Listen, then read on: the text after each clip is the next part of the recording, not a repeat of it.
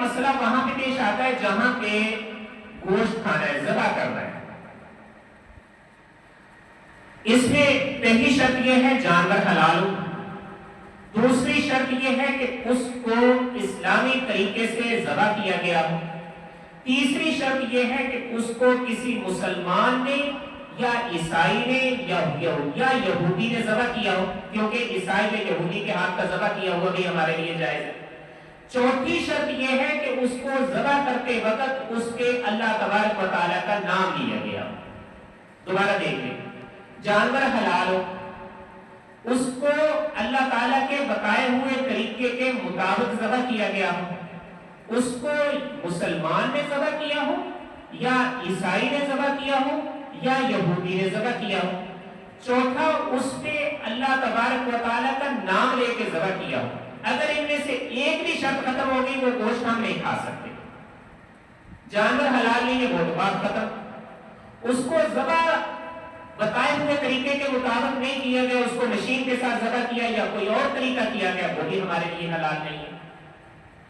اس کو مسلمان نے ذبح نہیں کیا، یہودی نے ذبح نہیں کیا یا عیسائی نے ذبح نہیں کیا، وہ بھی ہمارے لیے حلال نہیں ہے۔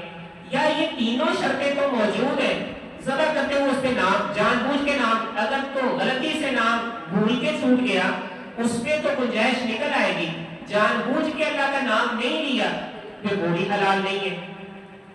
اب یہاں بھی بات وہی آ جاتی ہے، دیکھیے یہودی اور عیسائی کا کیا ہوا ذبح ہمارے لیے حلال ہے، لیکن وہ بشرطے کہ ہو تو یہودی یا عیسائی۔ آج کے یہودی اور عیسائی پھر وہی بات چلی جاتی ہے، وہ اکثریت نام کے یہودی یا عیسائی رہ گئے ہیں ورنہ وہ ملحد ہو چکے ہیں۔ اس لیے یہاں بھی احتیاط کرنے کی ضرورت ہے۔ اگر یہ چیزیں موجود ہیں، حلال ہے، اس کو ذبح بتائے ہوئے طریقے کے مطابق کیا ہے، یہودی یا عیسائی یا مسلمان نے ذبح کیا ہے اور اس پہ اللہ کا نام لے کے ذبح کیا ہے، کوئی مسئلہ نہیں، کھا سکتے ہیں۔ رسول کریم صلی اللہ علیہ وسلم یہودی کے گھر گئے نا، اس نے آگے سے گوشت پیش کیا، رسول کریم صلی اللہ علیہ وسلم نے کھایا۔ اس کے علاوہ چلے گوشت سائڈ پہ کر دیں، دوسری طرف آ جائے، ویجیٹیرین ہے، سبزیاں، یہ دوسری جو چیزیں ہیں وہاں اگر ہمیں یقین ہو کہ اس میں صفائی ستھرائی کا خیال رکھا گیا ہے، اس کے اندر کوئی حرام اجزاء نہیں ہے،